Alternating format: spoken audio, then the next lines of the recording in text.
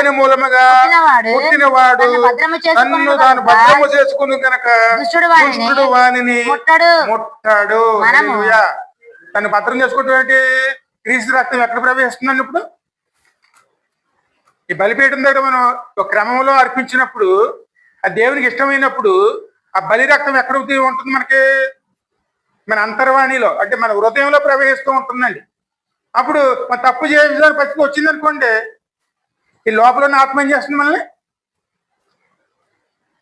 గద్దించి మన సరైన మార్గంలోకి నడిపిస్తుంది. అందుకే ఆయన ద్వారా అదే కొత్త జన్మ, నూతనంగా జన్మిస్తేనే కానీ నువ్వు దేవుని రాజ్యములను చేరలేవు. కొత్తగా జన్మించడం అంటే ఇదేనే. పాపాలు ఒప్పుకోవాలి, మన క్రమంలో దేవుని దగ్గర బలి కింద అర్పించేయాలి దాన్ని. వెంటనే మనలోను క్రీస్తు రక్తం ప్రవహించినప్పుడు కొత్త జన్మ మనకి